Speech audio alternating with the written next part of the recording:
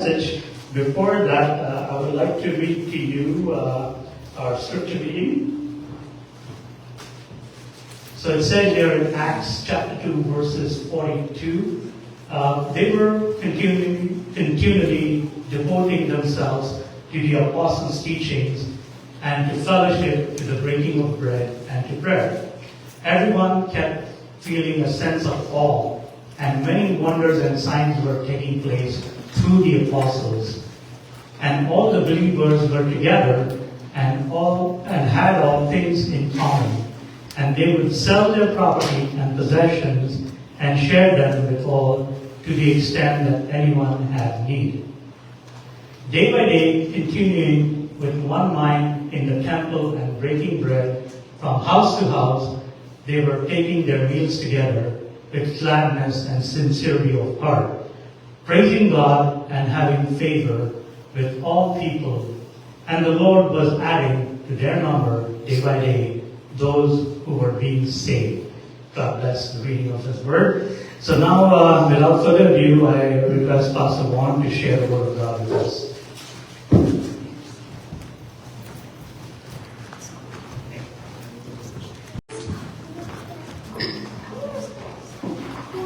Please join me in prayer.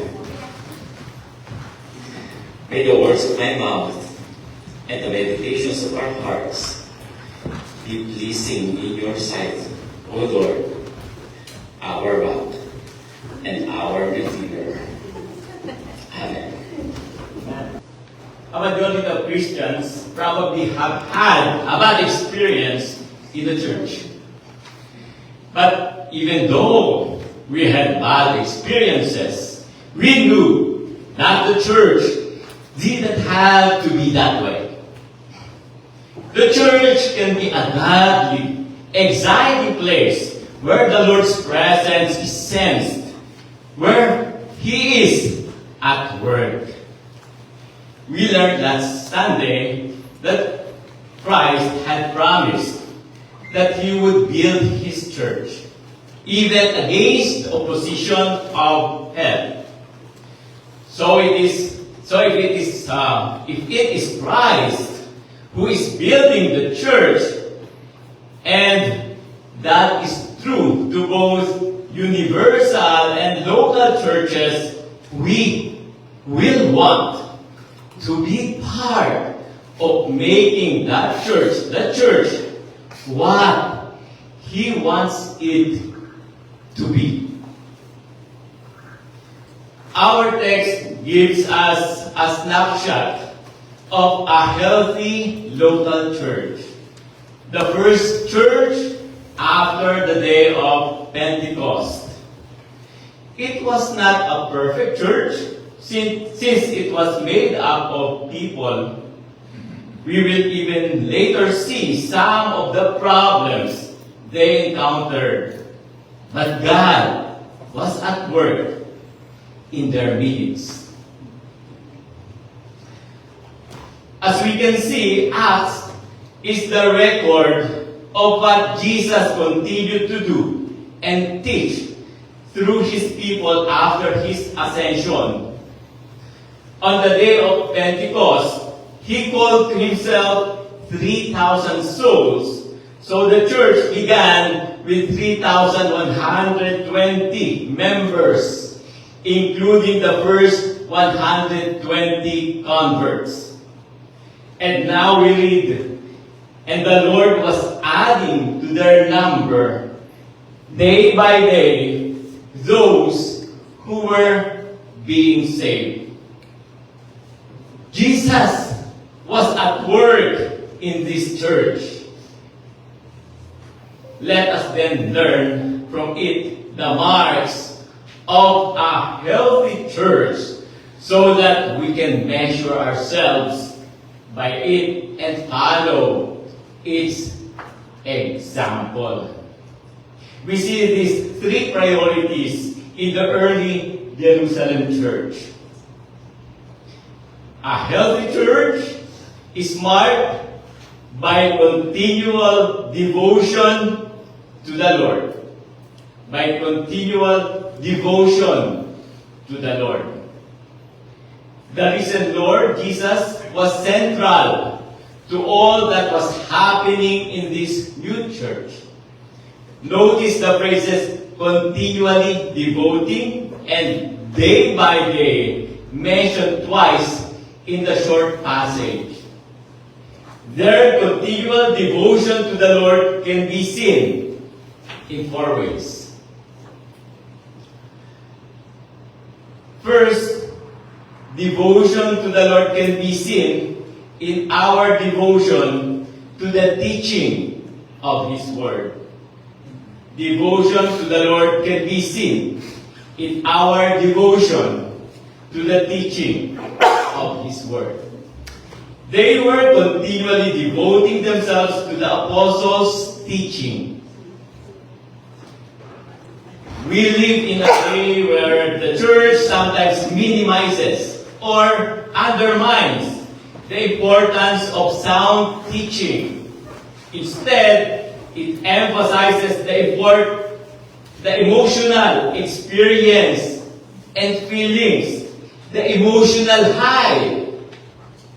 But when you turn to Paul's pastoral letters in 1st and 2nd Timothy and Titus, you will find him emphasizing again and again the need for sound doctrine. In his final appeal to Timothy, just before his martyrdom, Paul gives the strongest possible admonition.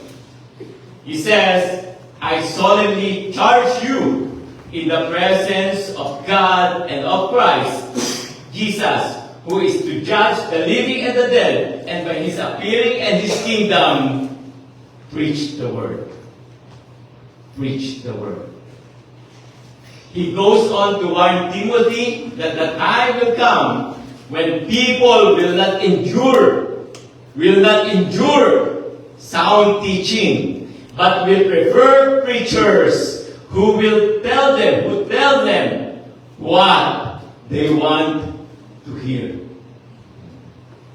A healthy church must be devoted to sound teaching because God has chosen to reveal Himself in the written Word. There's no other revelation of God during our time except through His Word, through the Bible.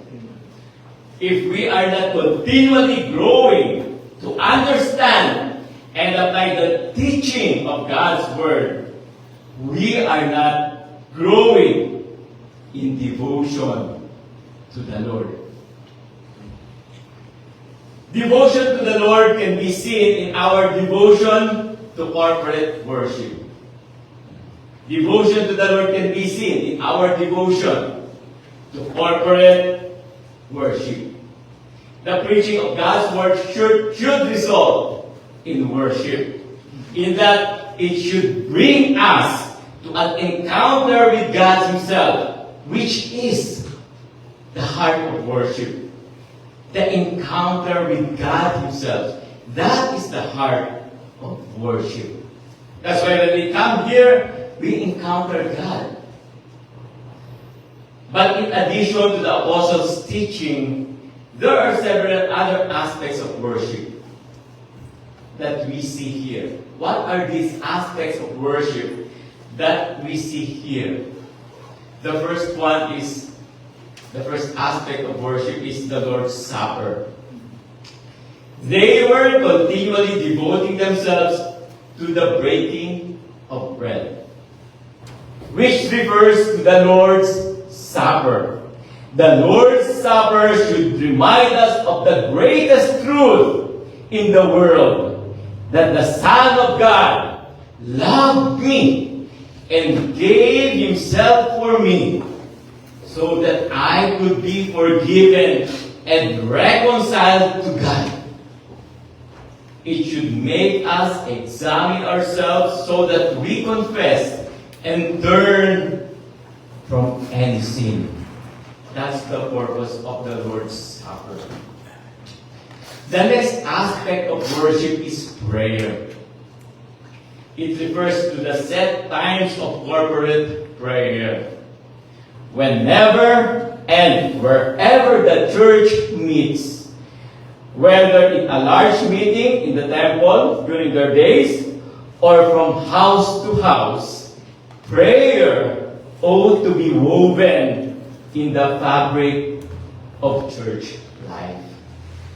Our singing can and should be directed to God in prayer. Prayer acknowledges our total dependence on the living God. It expresses our total dependence. That's why we cannot afford, cannot imagine ourselves being Christians not to be praying. The third aspect of worship is praise and joy. They were taking their meals together with gladness and sincerity of heart. Their lives were marked by joy because of what the Lord Jesus had done for them on the cross. Praising God in verse 2, chapter 2, verse 47, is in present participle, pointing to the ongoing, common expression of praise to God.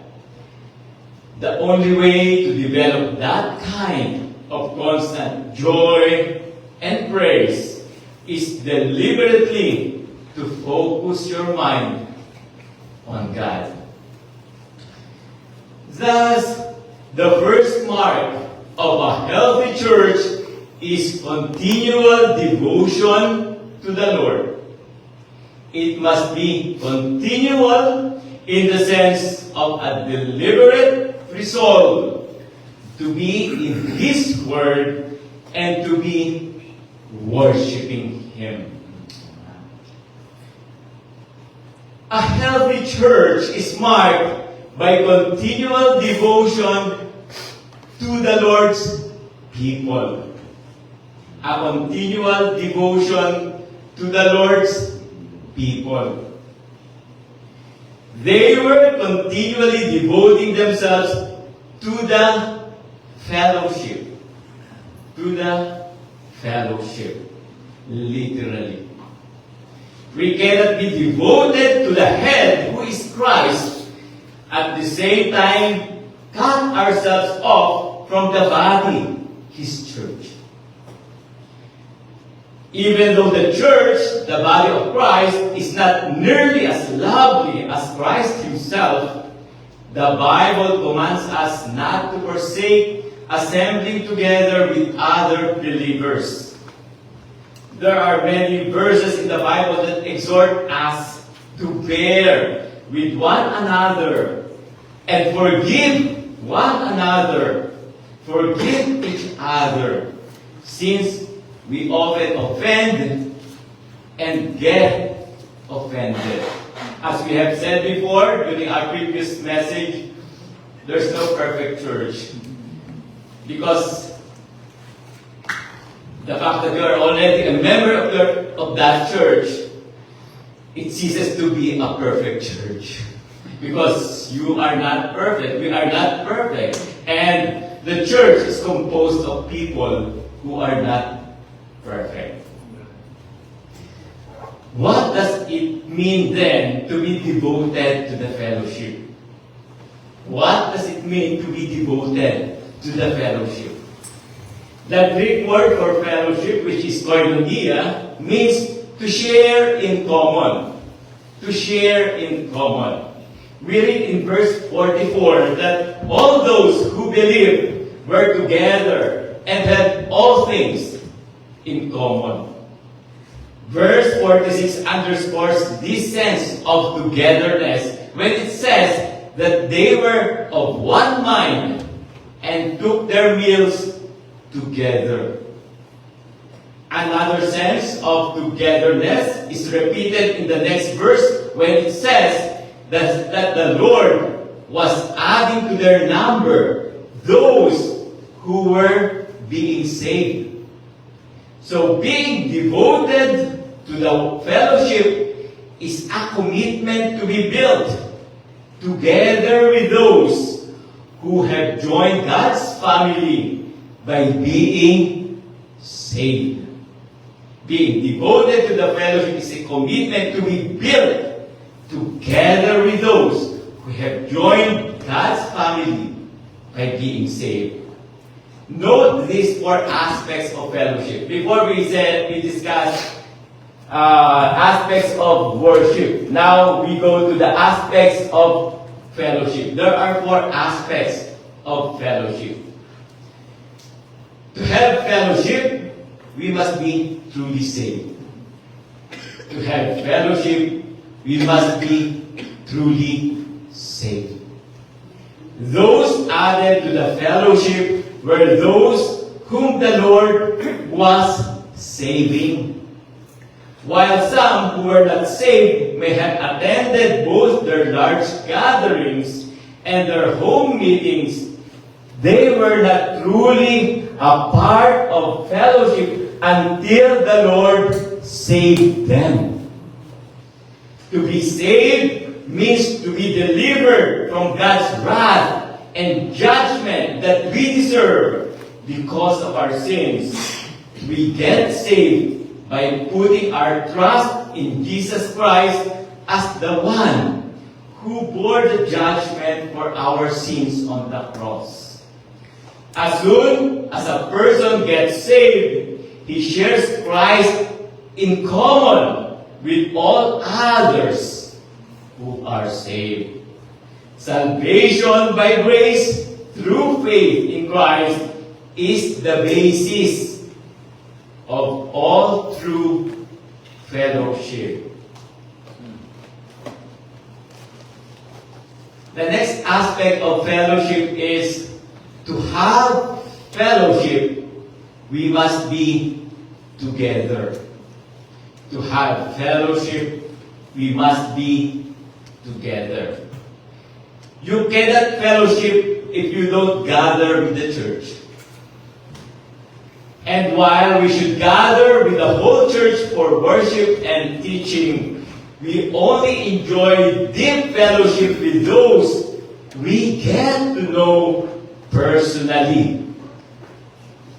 If you only attend the Sunday morning service, but never spend time getting to know the other brethren on a deeper level, you will not enjoy the fellowship that God intends for you.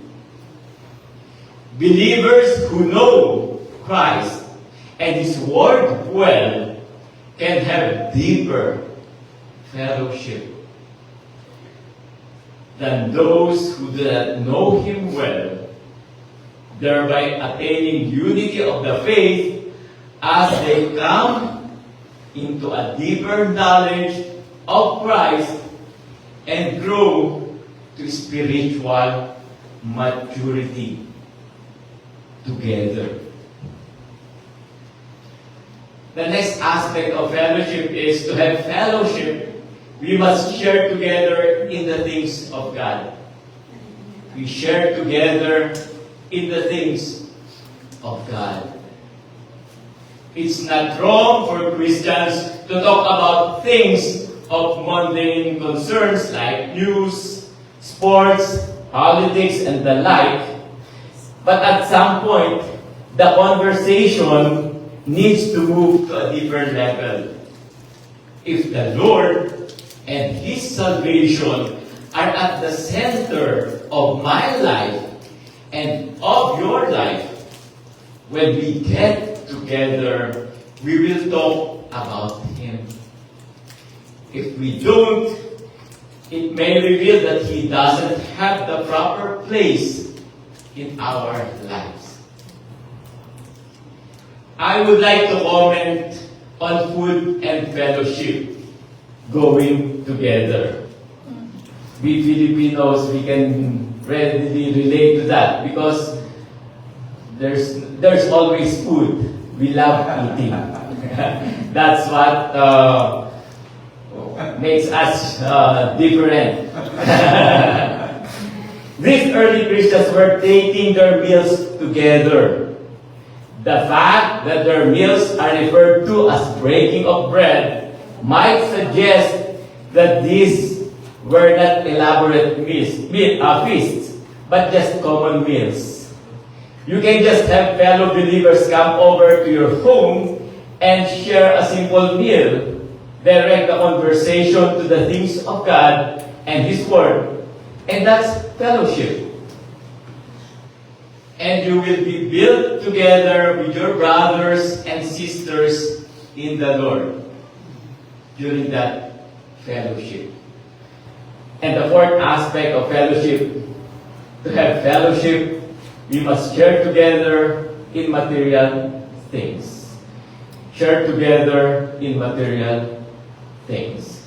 But verse 44 is not prescribing communal living for God's people in every situation. It's not normative. The Bible recognizes the right to personal property and the need for families to be distinct. The situation in Jerusalem was somewhat extraordinary. Thousands of pilgrims had traveled there for the Feast of Pentecost. Many had been saved after Peter's message, and they wanted to stay longer to get grounded in their new faith. They needed hospitality and financial help to do this. And to meet these needs, the church opened their homes and their pockets to help the needy. Some even sold land and donated the proceeds, although this was not required. However, we need to remember that we're all exhorted to be generous and ready to share with those in need. We are told not to share with a lazy or irresponsible person who refuses to work. But if a brother or sister is in need of the basics of life, food, shelter, clothing, then we should be quick to share the blessings that God has bestowed on us. Thus, a healthy church is marked by continual devotion to the Lord and continual devotion to His people. The next one, the third one, a healthy church is marked by continual devotion to God's work in the world. A healthy church is marked by continual devotion to God's work in the world.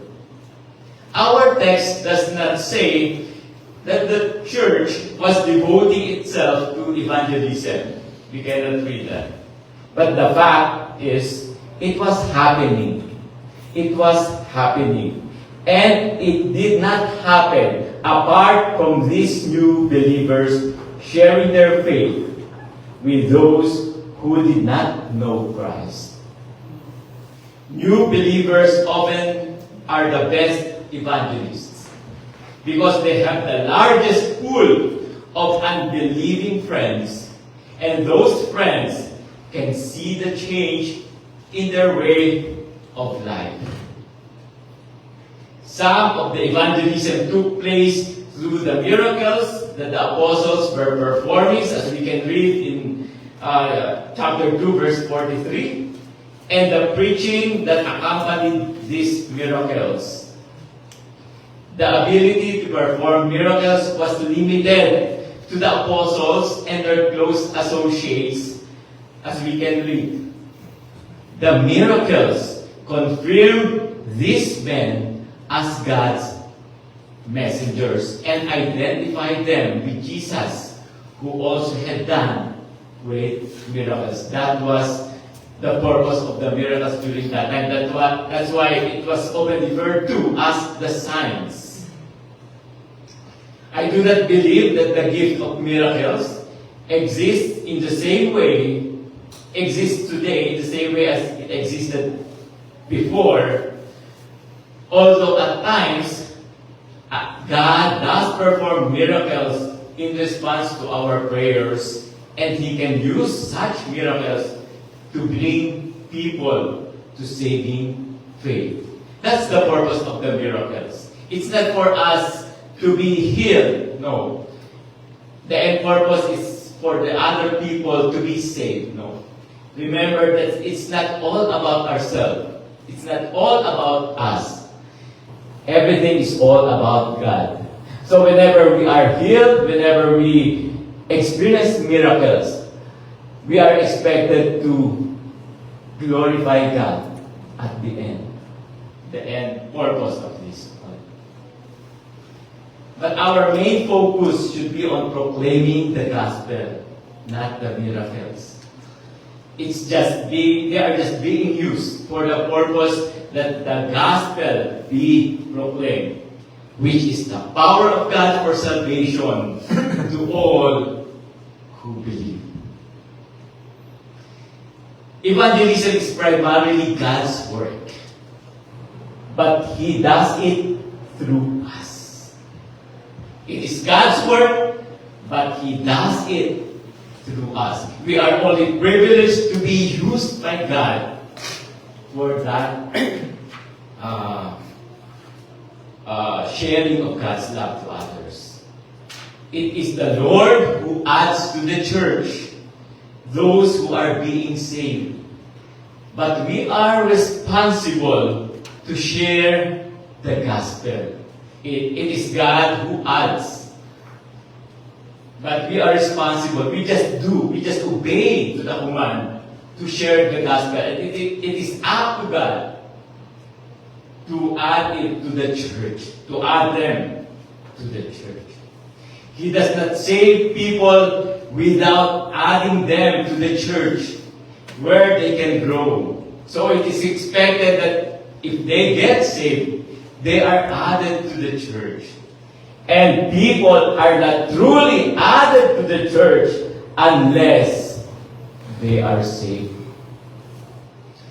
There is a sense in which a healthy church will be a reproducing church. We should ask the Lord to add to His church those whom He is saving.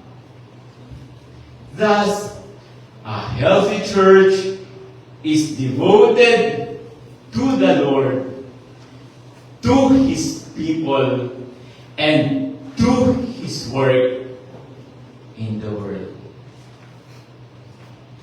What are you looking for in a church? Perhaps a church where the pastor faithfully expounds the Bible and relates it to the present context. Perhaps a warm, loving, caring, and supportive fellowship.